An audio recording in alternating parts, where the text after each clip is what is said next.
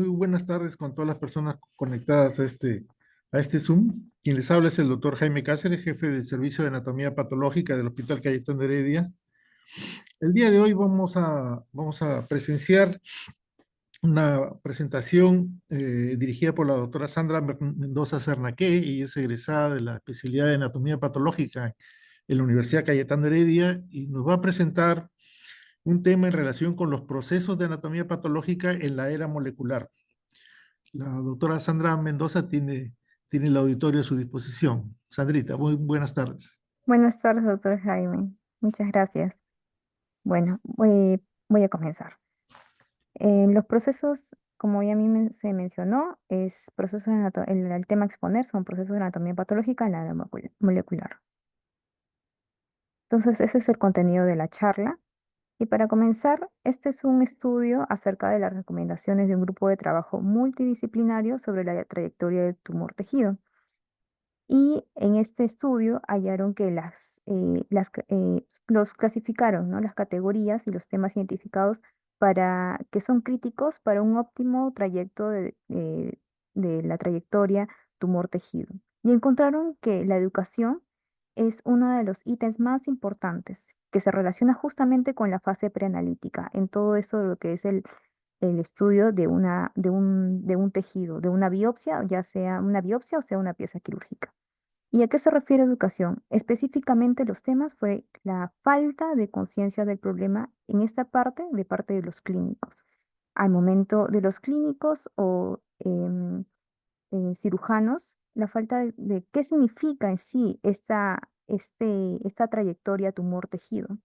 También hallaron que había un insuficiente conocimiento de los múltiples procesos o los múltiples pasos en este proceso. También encontraron la falta de una atribución de los errores claros del equipo en sí, del equipo, de cada miembro del equipo. La falta de estandarización de procedimientos y el insuficiente entrenamiento. Todo esto justamente se relaciona con la fase preanalítica. Pero en sí, ¿qué es la fase preanalítica? La fase preanalítica se refiere cuando el tejido todo el trayectorio que ha salido del tejido del paciente hasta que llega al laboratorio de anatomía patológica antes de ser analizado macroscópicamente y microscópicamente. Entonces, todas esta, este, este proceso, porque en realidad es un flujo unidireccional que se realiza en la anatomía patológica. Entonces, como es un flujo unidireccional, va a depender bastante del paso anterior para el que el siguiente paso salga bien y siga un proceso óptimo en esta trayectoria. Entonces, ¿por qué esto es tan importante en este momento? Ya, y es que no solamente en realidad, ahorita estamos viendo que ha aumentado la tasa, el número de casos de cáncer. Por lo tanto, tenemos que mejorar estos procesos, ya que el, la parte de el diagnóstico oncológico se basa y necesariamente está muy correlacionado y depende de la parte histopatológica que justamente estamos viendo. Entonces, esa es la gran importancia que debemos conocer todos acerca del laboratorio de anatomía patológica. Se da que en Perú es la tasa de incidencia estimada estandarizada por edad de todos los cánceres de ambos sexos y de todas las edades es de 173,8 por cada 100.000 habitantes. Pero en sí, ¿qué es la patología, no? La patología en realidad es esta especialidad que se va a subdividir en 5 campos principales según la Universidad de Stanford: la patología forense, la patología clínica, la anatomía patológica, la citopatología y la patología molecular. Si bien todas estas especialidades están correlacionadas y van a ayudar como apoyo al diagnóstico al clínico o al cirujano, entonces, en este caso, en esta posición se va a basar básicamente en estas tres últimas: la anatomía patológica, la citopatología y la patología molecular, que están bien correlacionadas. Entonces, la anatomía patológica em, se basa prácticamente en el estudio de la muestra, ya sea como biopsia o como pieza quirúrgica. ¿Y cuándo se indica una biopsia? Uno de estos tan importante es la sospecha de una malignidad clínica y o imagenológica, ¿no? La sospecha de un cáncer. la sospecha de una lesión no neoplásica, ya sea una infección, una condición inflamatoria, autoinmune, en pacientes pre o post trasplante y también monitoreo de tratamiento y actividad de la enfermedad. Los tipos de biopsia que se pueden realizar a grandes rasgos es según una AMO, una aspiración y biopsia de médula ósea. También se puede realizar una biopsia cardíaca, una biopsia central, una biopsia endometrial, una biopsia endoscópica, una biopsia excisional e incisional, una biopsia de ganglio linfático, una biopsia con aguja gruesa, con aguja fina, una biopsia de congelación, una biopsia de ganglio linfático centinela, más que todo en las pacientes que sufren de cáncer de mama, una biopsia post-shave, por afeitado, y todas estas muestras se pueden realizar tanto en tejidos sólidos, o sea, tanto en tejidos sólidos como los que son la mama, el pulmón, la piel, el colon, o también en neoplasias se puede decir líquidas, ¿no? Que son las neoplasias hematológicas, como lo que son las leucemias. Y básicamente este tejido que va a llegar al servicio para ser, o va a llegar ya fijado en un frasco, va a ser incluido en un cassette. Y esto llegar a ser parafinizado por múltiples procesos que van a seguir. Luego se va a hacer un estudio primario de la muestra en hematoxilina y eosina y esto se va a determinar si hay cáncer, qué tipo de diagnóstico, ¿no? Lo más importante es si hay neoplasia o no hay neoplasia mm, en esta charla y si hay la evaluación del porcentaje del tumor, porque justamente con esto, esta, esta, em, con esta muestra tan pequeña ya se pueden hacer análisis moleculares. Y esto ya gracias a otros procedimientos que son como el PCR, como el NGS, ya se pueden hacer un análisis moleculares y ya tienen un reporte más específico y que puede ayudar al tratamiento de este paciente. Eso lo vamos a ver más adelante. Entonces, este es un ejemplo de un modelo, un ejemplo em, en un sistema de laboratorio digitalizado de cómo se puede llevar solamente para llegar al reporte, todo el modelo de flujo consolidado en un sistema de laboratorio electrónico de anatomía patológica. Entonces, si bien tenemos que el clínico en un sistema de laboratorio electrónico van a tener el reporte, las historias clínicas, las evoluciones, los procedimientos que se le ha realizado, sus notas operativas, si el progreso del paciente. Entonces, esto va a ayudar cuando llegue este espécimen al servicio, en la primera parte que es la macroscopía, cómo va a confirmar, cómo confirmar primero la data del paciente, cómo son el nombre, el sexo, la edad, qué tipo de muestra, de dónde es la muestra, en qué lado es la muestra, ¿no? Derecho, izquierdo.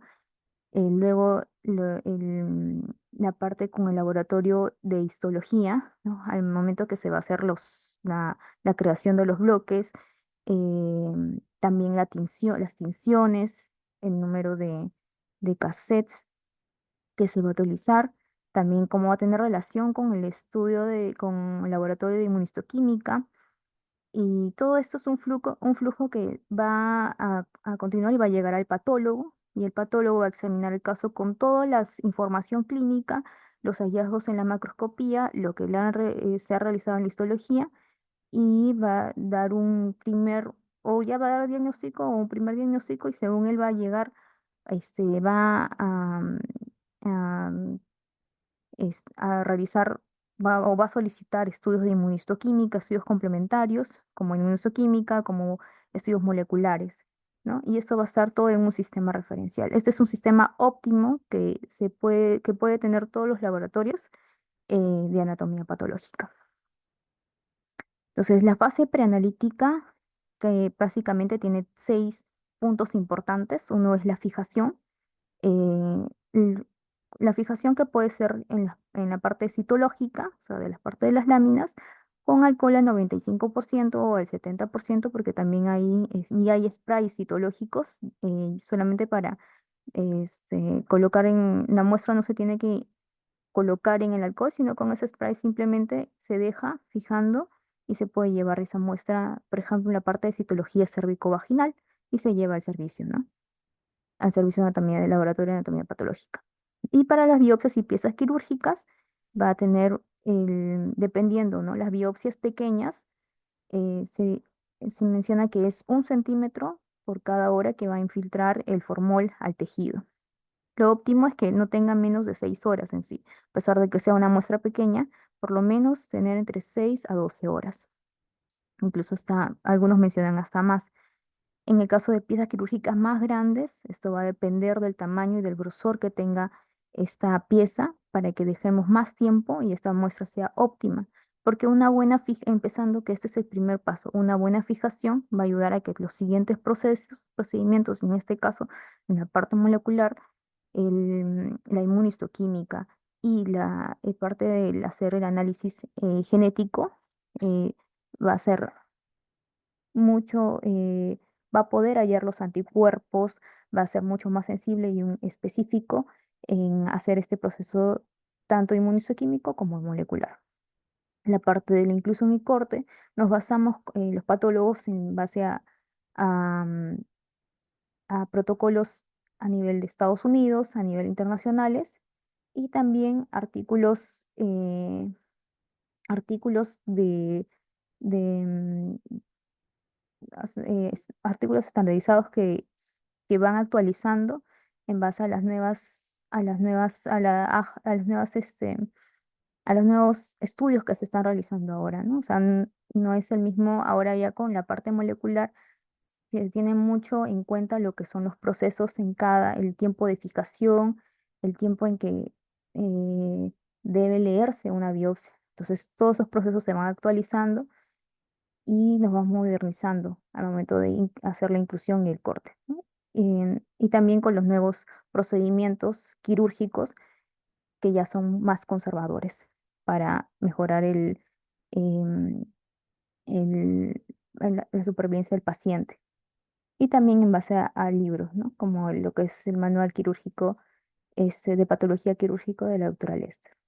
Las tinciones de rutina, mayormente en la parte citológica, utilizan la correlación de Papa Nicolau, y en la parte histológica, la colectación manual de hematoxilina de eosina, pero también hay un sistema automatizado. Luego tenemos, ya en base al análisis que se le ha realizado al patólogo, las tinciones de histoquímica, como son el PAS, el Kim-Jung, el Fitefaraco, azul de Prusia, el Fontana de Masson, Gram, el Grocott, el Van Gison, la tricrómica de Masson, el Cienza, el rojo de Congo, la reticulina de Gomori y el Berghoff. En realidad son mucho más extensa la gama de histoquímicas. Y las técnicas de inmunistoquímica, que ya más que todo se realiza en base a paneles, como por ejemplo un panel para linfoma B, un panel para linfomas T, para los tumores de vejiga, tumores de mama, de cuello de útero, tumores gastrointestinales, de estómago y cáncer colorectal, para los sarcomas, tumores de ovario, tumores de pulmón, también la parte de neuropatología. No solo hay técnicas de inmunistoquímica, sino también técnicas de inmunocitoquímica. Pero todo esto, sí, eso ya es la fase analítica, pero según autores es la fase preanalítica, pero todo esto va a depender del tiempo de hacer todo este flujo de procesos ordenadamente, ¿no? O sea, y bien hecho. O sea, ¿a qué me refiero? La fijación es sumamente importante. No podemos dejar que una muestra o sea, se le ha tomado una biopsia a este paciente y hasta que llega el formol no puede pasar ni 2 minutos. Y si esta muestra se deja en esos 2 minutos, va a seguir perdiéndose todas em, estos anticuerpos estas proteínas que se va a utilizar, que van a ser necesarias para hacer estas técnicas.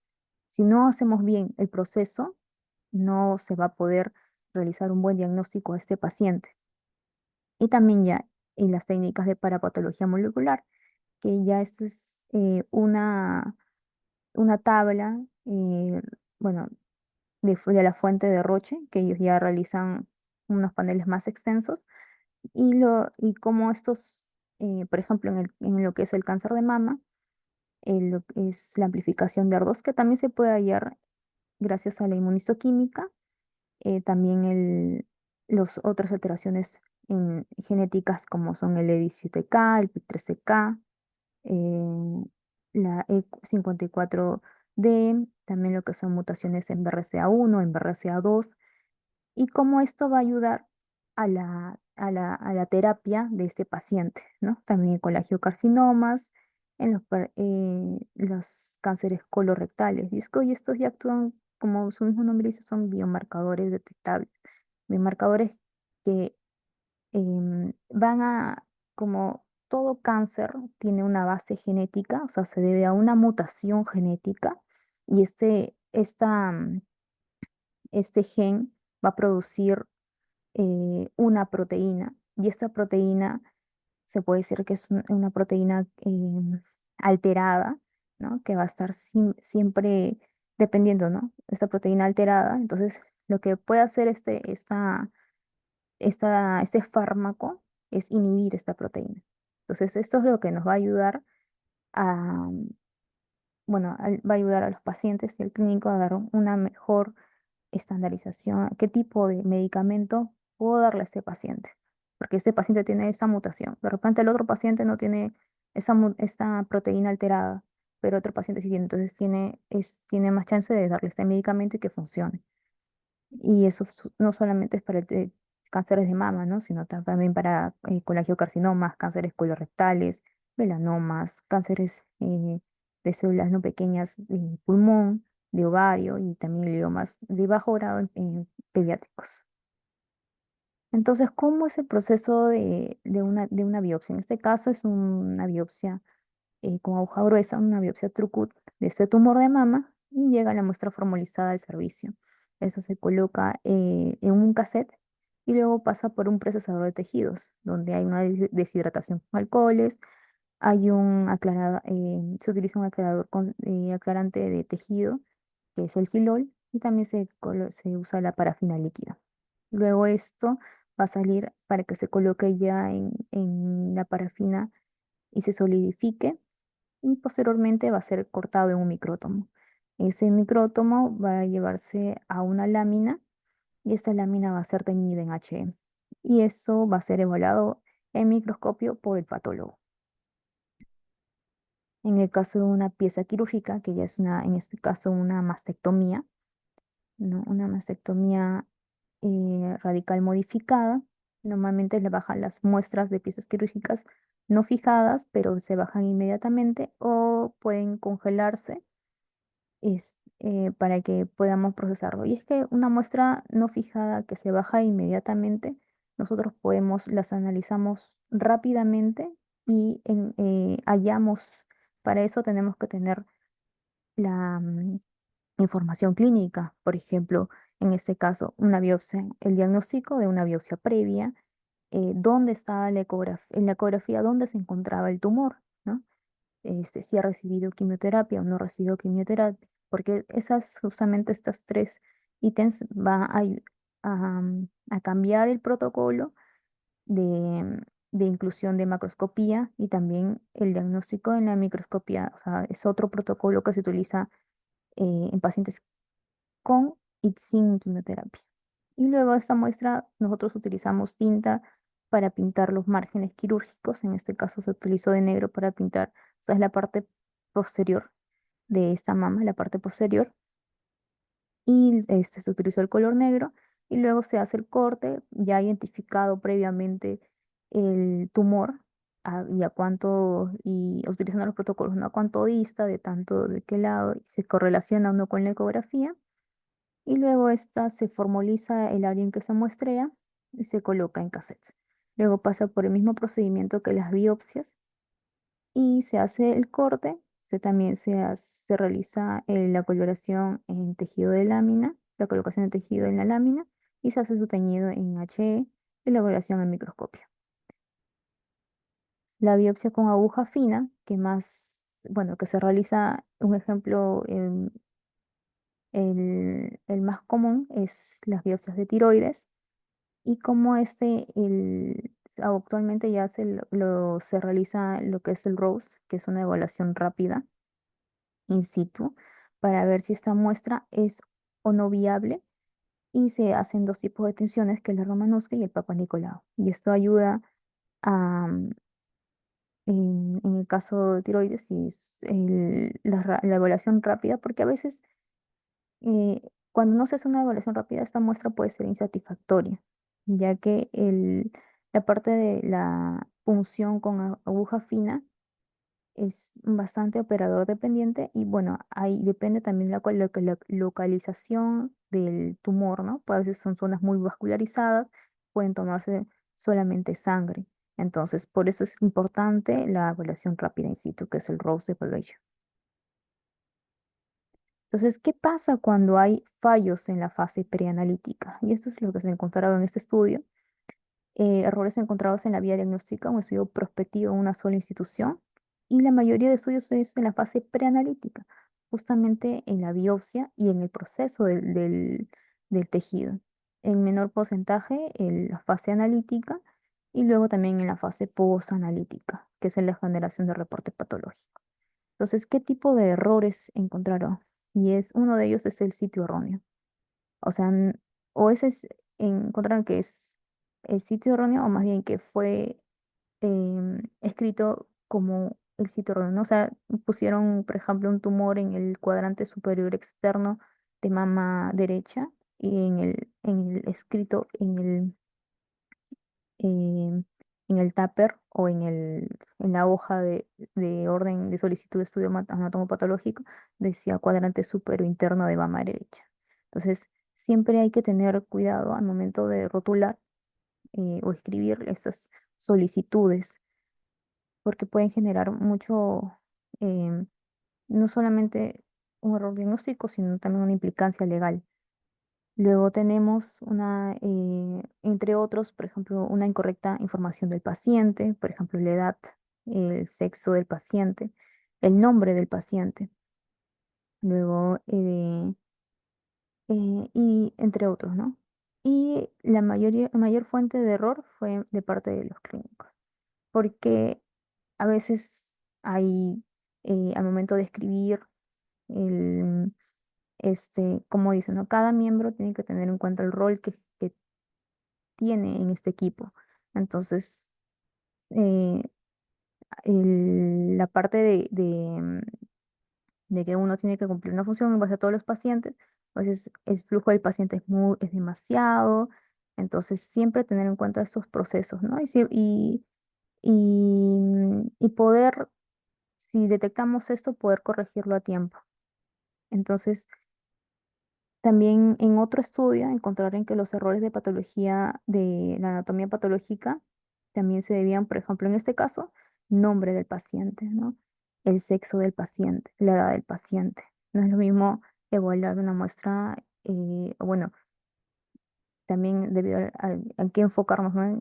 Al momento de analizar un estudio anatomopatológico de una biopsia de cerebro de un adulto que un paciente pediátrico, ¿no? Por frecuencia hay algunas neoplasias que son más frecuentes en adultos y en otros, y en pacientes pediátricos. Entonces, la edad es sumamente importante.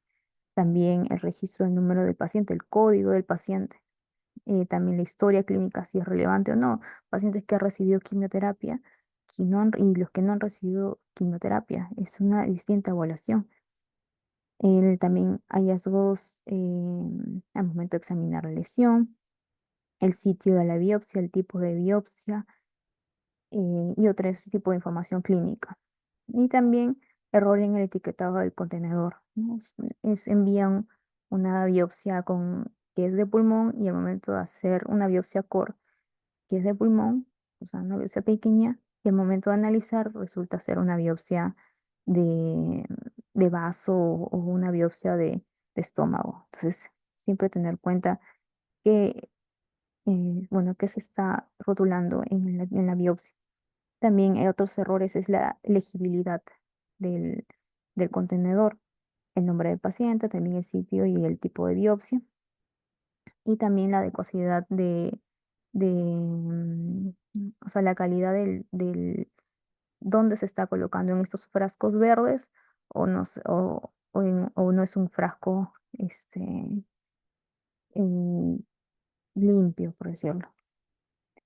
Y estas son las consecuencias ya en la fase analítica, cuando hay un retraso, en este caso, en este ejemplo, un retraso en el efecto de la fijación.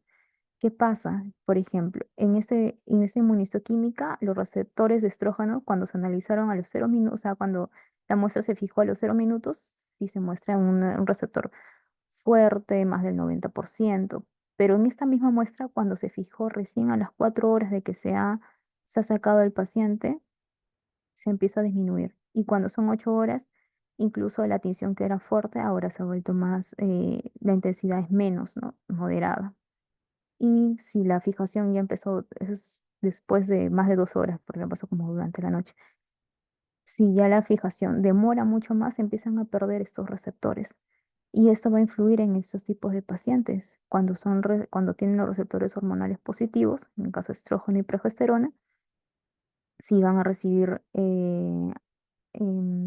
antirreceptores de estrógeno, como es el tamoxifeno. Entonces, siempre tener en cuenta la parte del tiempo de fijación y es un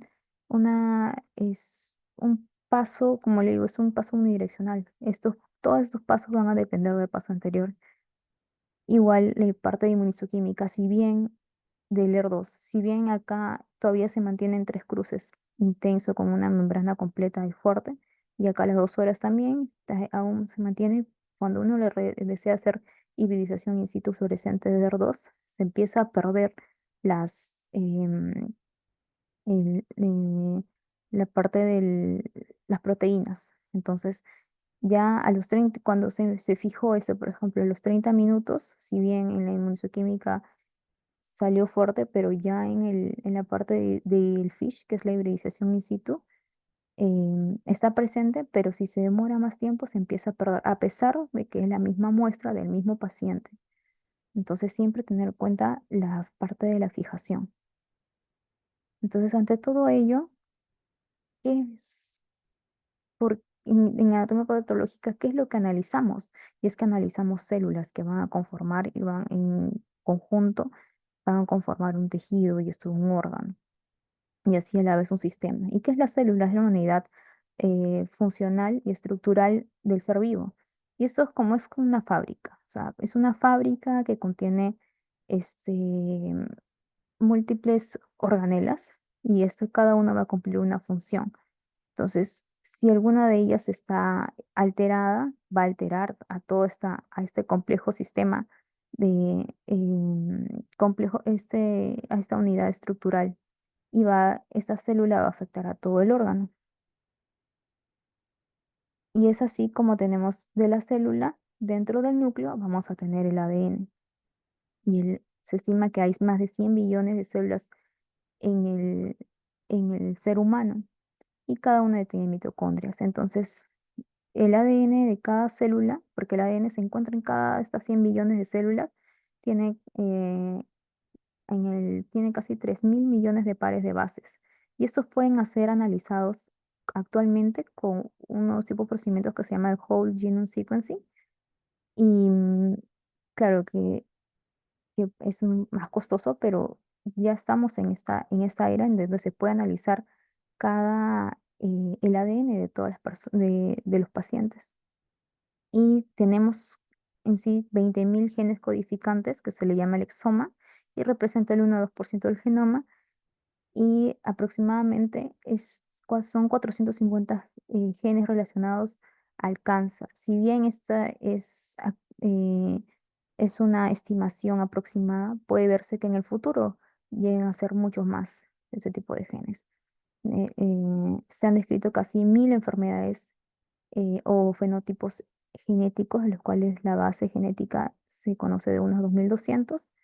Y bueno, nosotros cuando en la parte ya de los genetistas analizan los cromosomas, es el ADN, pero está en interfase, se le llama cariotipo, ¿no? En este caso las enfermedades cromosómicas, por ejemplo, uno de ellos es síndrome de Down.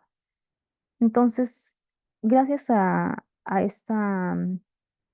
bueno, para hallar este genoma humano que es tan importante y es la base la base de todo ser humano. Entonces, lo que se analizó desde se hizo un proyecto del genoma humano que duró aproximadamente 13 años y con esto pudieron hallar todo el genoma humano, ¿no? Que fue un gran hito para la parte genética y en sí eh, para el cáncer. Entonces, esto constituyó una revolución genética. En este caso, presentamos a la doctora Marie Claire King, que en el año 88 halló que las mutaciones en los genes BRCA1 y BRCA2 estaban relacionados con el cáncer de mama ovario. Ya sabemos que ahí hay un síndrome de cáncer de mama ovario y que es hereditario. Y también otro hito fue lo que algunas noticias mencionan en el efecto Angelina Jolie, que es el auge de las pruebas genéticas. En este caso, ella tenía esta mutación y se hizo una mastectomía preventiva, porque probablemente, si bien no tenía la enfermedad en ese momento, en un futuro podría desarrollar. Entonces, la, el cáncer se debe en sí a una mutación en los genes. Entonces, el cáncer es debido a ello. Entonces, los genes se van a dividir se clasifican en tres tipos: los protoncogenes, los genes supresores de tumores y los genes de reparación de ADN. Actualmente estas dos últimas son prácticamente una sola unidad. Entonces, estos protoncogenes van a promover la proliferación celular, pero van a activarse los genes supresores y estos van a limitar la proliferación celular. Entonces va a ser un equilibrio. Si hay algún error en este ADN, van a entrar en sí los genes de reparación de ADN. Entonces los protoncogenes, un ejemplo, son el BCL2, el CMYC, los genes supresores son el P53 y el APC, y los genes de reparación de ADN son el MSH2, el MSH3, MSH6 y el BRCA1 y BRCA2. Entonces, este es un equilibrio que se va a mantener en la célula, en cada célula de nuestro cuerpo, ¿no? O sea, si hay algún efecto de un protocogen de repente que esté mutado, o bueno, que esté queriendo proliferar, va a actuar este gen supresor de tumores. Pero ¿qué pasaría si este o proton con gen este, muta, ¿no? Y este gen supresor también muta y este ya no ejerce su función de limitar la proliferación celular.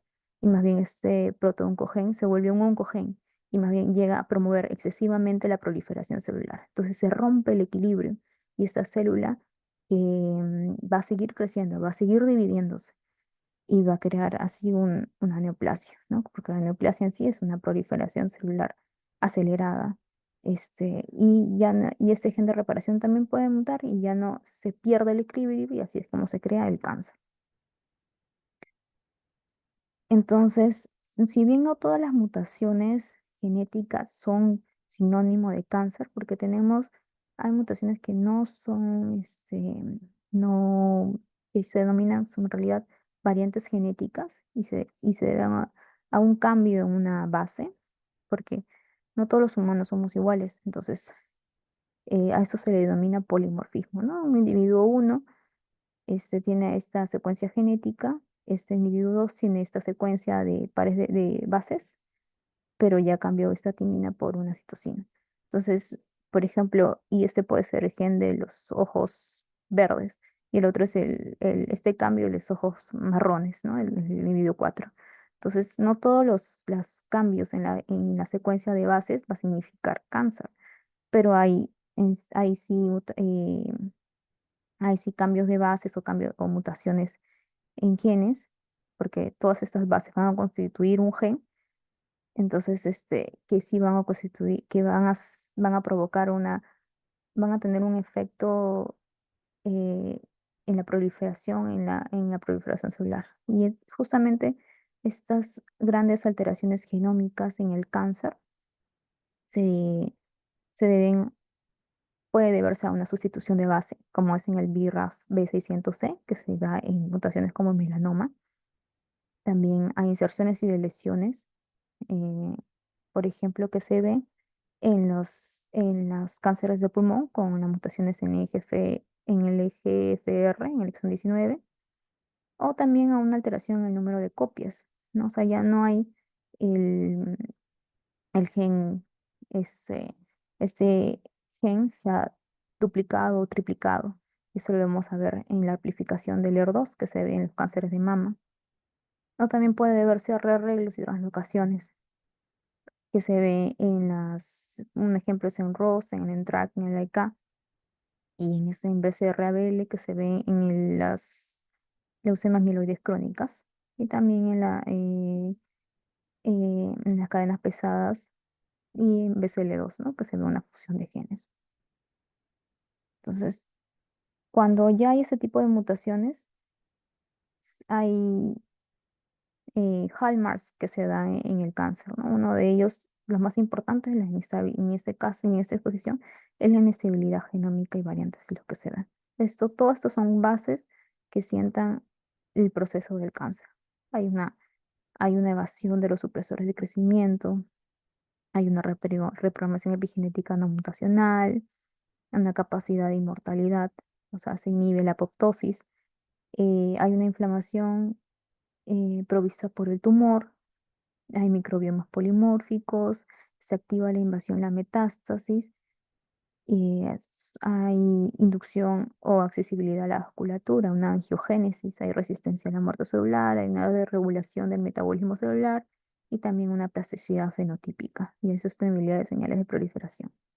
Entonces, puede ser que o sea, al inicio del cáncer haya una sola mutación, por ejemplo, en el KRAS, y se puede hallar gracias a estos estudios moleculares como son la citogenética, el FISH, el PCR, pero en el tiempo esta mutación puede em, sumarse otras mutaciones más, ¿no? Puede sumarse otras mutaciones. Ya no tiene una mutación, sino tiene dos mutaciones más.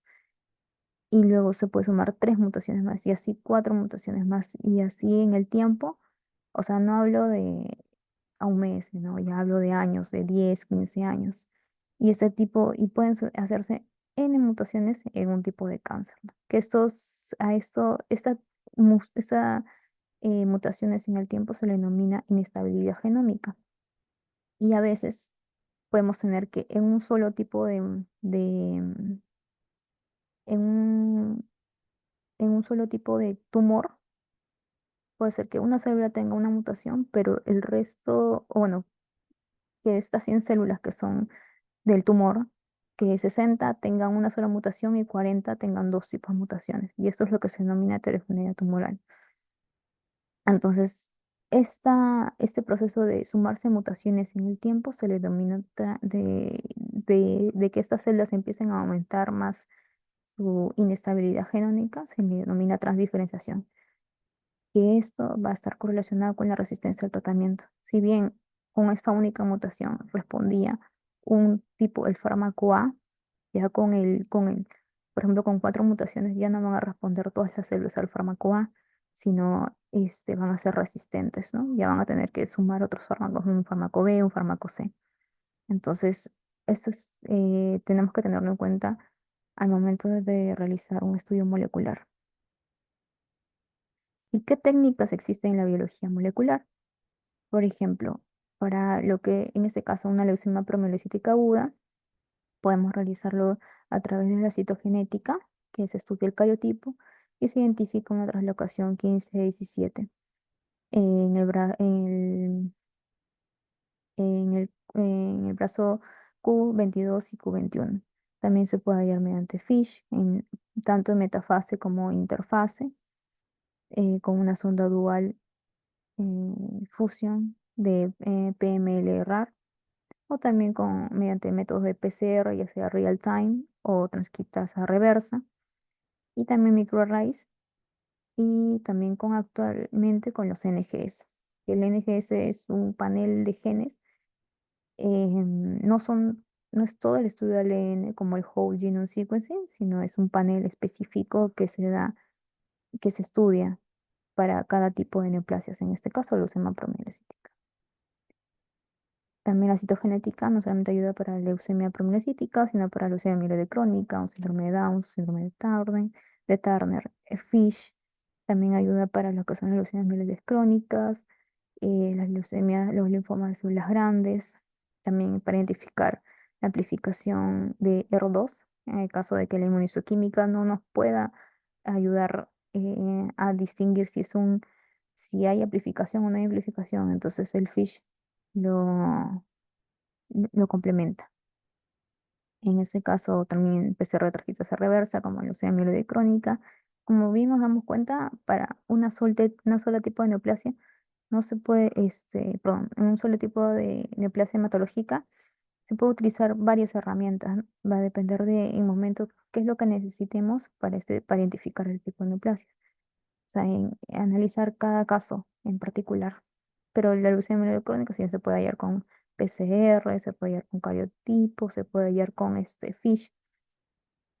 También tenemos el microarrays para, en este caso, un ejemplo de cáncer de colon, un PCR cuantitativo y aquí vemos la amplificación del ER2, que también se puede hacer por FISH, de ahí el NGS, que en este caso es un panel de genes, ¿no? Y acá estudiaron el gen em, BRAF V600C, que esta mutación no solamente se ve en melanoma, sino también aquí vemos en el cáncer de colon y también en enfermedades genéticas y también en cánceres de mama. Por ejemplo, ya hay laboratorios particulares como MamaPrint y Oncotype que brindan este tipo de paneles y ayudan al paciente tanto en el pronóstico y en el tratamiento. Luego, y aquí ya como una conclusión breve, una conclusión de todo lo que la parte de patología molecular en diagnóstico de neoplasias, ¿no? Tenemos, en este caso, se identificó mediante la microscopía a un carcinoma invasivo de mama. Entonces, en esta muestra, justamente de este cassette, no es que le vuelvan a sacar a este paciente el tumor, sino que en esta pequeña biopsia se extrae el ADN. Luego se hace el análisis de las variantes genéticas. Puede ser por FISH, puede ser por PCR, puede ser por microarrays. Y esto va a ayudar al diagnóstico del paciente. Este, también a la terapéutica, en el pronóstico del paciente y en la predicción, ¿no? O sea, por ejemplo, en el caso de un ER2, o sea, eh, bueno, en el diagnóstico, si es un carcinoma invasivo de mama, un ER2 amplificado. Es el diagnóstico. En la terapéutica hay anti-ER2, por ejemplo, ahorita que es el trastuzumab. Y en el pronóstico, si tiene una mutación en BRCA1, ya no va a ser un seguimiento tan largo. O sea, me refiero a que no es un seguimiento de aquí a los 6 meses, sino de repente es más corto, aquí a los 3 meses, dependiendo de lo que el clínico requiera. Entonces, y también si hay alguna mutación en un gen, de repente no solo es BRCA1, si hay una mutación más. Entonces, esta parte molecular va a ayudar no solamente en el diagnóstico, sino también en la terapéutica, en el pronóstico y la parte de predicción del paciente. Y todo esto es gracias a la parte no solamente de la patología, sino se correlaciona una buena historia clínica, un buen estudio de imagen, y eso va a ayudar a hacer un buen estudio anatomopatológico. Y más con la complementación de las herramientas de biología molecular van a ayudar a nuestros pacientes. Entonces, esos son otros ejemplos en los que puede ayudar la parte de la biología molecular en la anatomía patológica. Por ejemplo, en los estudios del BPH, en citología cérvico-vaginal, en el caso esto es mediante PCR. Y en el caso de Mycobacterium tuberculosis, también, ¿no? Que si bien se puede hacer mediante em, el estudio en histopatología con el Kim Jong, o sea, se puede hacer con técnicas de histoquímica, no es tan sensible. Entonces, utilizamos estas herramientas de biología molecular. En este caso también es un PCR y se puede hallar, ¿no? que está presente el Mycobacterium tuberculosis, ¿no? Como un gene expert también. Otro tipo es las enfermedades hereditarias, como son la hemofilia. En ese caso, también se puede estudiar la parte familiar, ¿no? No solamente al paciente que padece la hemofilia, sino también al padre o a la madre, a los hermanos y a los hijos. Y es así como que se llama, este es un estudio genético, pero a nivel familiar, que es el heredograma, es esta herramienta donde podemos averiguar del paciente, ¿no? Pacientes que han tenido antecedentes familiares, papá, mamá, abuela, o de cáncer, ya sea, por ejemplo, de repente mamá, cáncer de mama, abuela, cáncer de ovario, podríamos estar relacionados con una mutación en BRCA o BRCA1. Entonces es importante que pueda analizarse pueda realizarse este tipo de herramientas, ¿no? Y también cáncer de colon, si hay que hacer un estudio genético en este tipo de pacientes, ¿no? No solamente para ellos, sino para toda su familia y para sus hijos, y para prevenir. Y es así. Por ejemplo, este es un caso de cómo la parte ya molecular ya se está realizando en otros países y como en un corto tiempo ya se puede se puede realizar ya un tratamiento y seguimiento de ese tipo de pacientes. En este caso, es el cirujano, el radiólogo o el neumólogo realizaron una biopsia a este paciente que tenía un tumor en pulmón y se realizó un diagnóstico en H, concluyéndose que sí había un adenocarcinoma de pulmón. Entonces se realizaron estudios de inmunistoquímica, o sea, con TTF1, PDL1, ALK, PDL1, pero también a la par se realizaron estudios moleculares. En este caso, si había mutación en GFR. O también en otros, ya con, este es cuando es un single test, o sea, cuando se estudia un único gen, pero ya actualmente sí existen paneles donde se puede estudiar múltiples genes a la vez. Y estos pueden dar tanto un tratamiento y un seguimiento y una predicción a este tipo de pacientes. Entonces, todas estas herramientas nos sirven para ayudar al seguimiento, al tratamiento, y se hacen ya con las nuevas herramientas en corto tiempo. En este caso, esto es para identificar, ¿no? Como es un estudio genético a un gen específico, si bien de repente sale negativo, pero eso no quiere decir que no haya otro tipo de mutaciones en este tipo de cánceres. Entonces, por eso es que se realizan estos paneles multigénicos, donde se analizan varios genes a la vez. No todos los genes, como es un whole exome sequencing o un whole genome sequencing, pero sí la mayoría de genes relacionados justo a este tipo de neoplasias. Y este es un caso hipotético, como son dos casos. Este es el caso primero de un tumor de mama. Por ejemplo, este es una paciente de 32 años que tenía antecedente de mama, que falleció por cáncer de ovario, y una abuela materna que falleció por cáncer de mama, y actualmente presenta una masa palpable en cuadrante superior externo de crecimiento rápido que mide 5 por 4 por 3 desde hace 5 meses. Entonces se le realiza una biopsia, se deja el tejido entre 8 y 48 horas en formol y se hace un diagnóstico en H. No se concluye que es un carcinoma ductal invasivo de mama, pero tenemos que tener en cuenta que tenía una mamá que falleció y una abuela materna que falleció, bueno, la mamá por cáncer de ovario y la abuela materna por cáncer de mama. Entonces, tenemos ahí, bueno, es pensar que puede tratarse de un síndrome de cáncer de mama de ovario. Entonces, a este paciente luego se hizo un diagnóstico histopatológico y se le realizó también el panel molecular en inmunohistoquímica. Se encontró que el receptor de estrógeno era 50% fuerte de dos cruces, una intensidad moderada, receptor de progesterona de 10%, también dos cruces, intensidad moderada, y que hay un KI de 3%. Pero el ER2 salió equívoco. Bueno, entonces se concluye que es un luminal A, pero el ER2 se equivocó.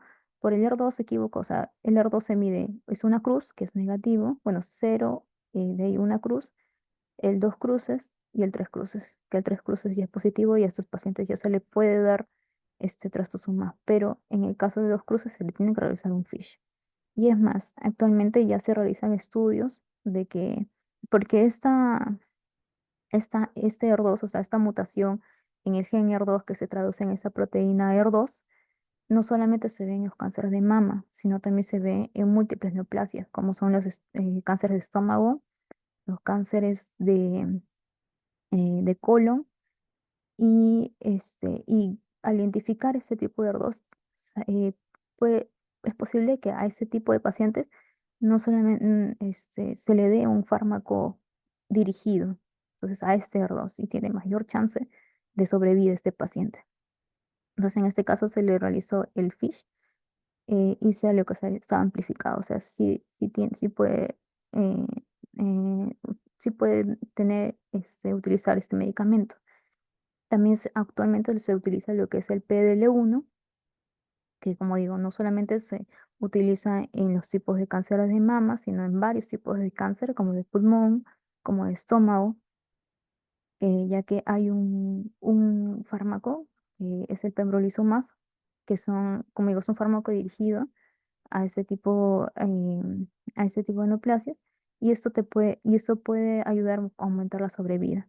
En este caso, a este paciente también se le realizó un estudio de panel genético y se concluyó bueno, se hizo estudio panel genético y aquí se concluyó que un low risk, un de bajo riesgo. Entonces así es como en este caso se hizo con MamaPrint, ¿no? Que es un laboratorio particular.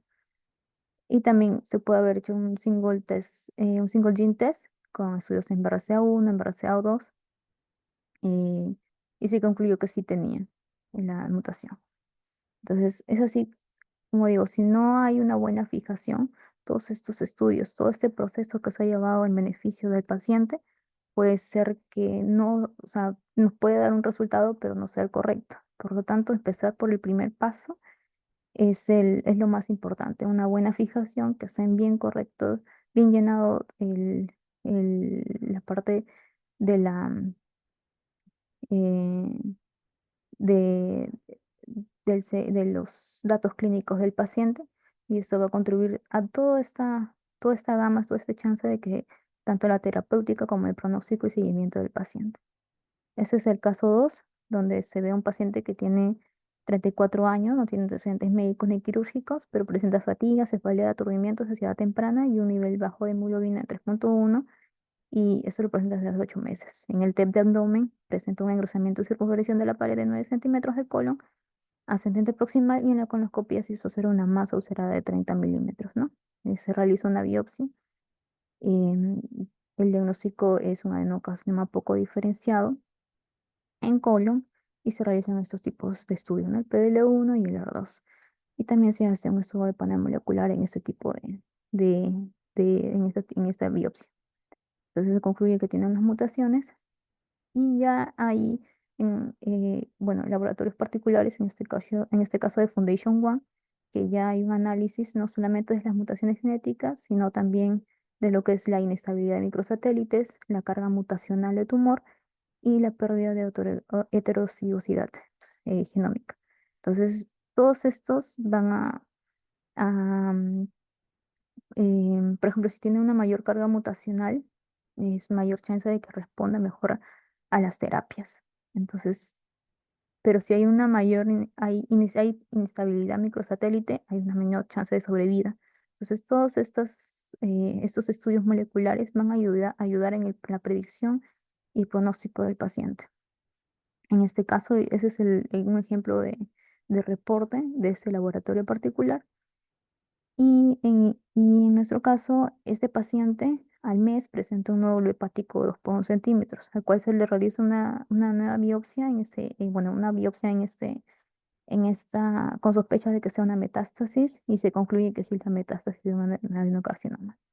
Pero, por ejemplo, aquí quería presentar que este caso tenía un R2 de 2 cruces, que al final con FISH salió negativo, pero en la metástasis salió positivo. Entonces, aquí a ver, en el punto, aquí en la metástasis salió positivo con R2 3 cruces. Entonces, si bien al inicio no era, eh, es un caso que todos esos son casos hipotéticos. Al inicio no se pueda presentar no es, bueno, no es apto para dar ese otro tipo de tratamientos, porque solamente con R2 3 cruces se le puede dar un tratamiento anti-HER2. Puede ser que en la metástasis, que también se le debe realizar este estudio de inmunohistoquímica, salga 3 cruces. Entonces sí salga chance para que le den este tipo de tratamientos.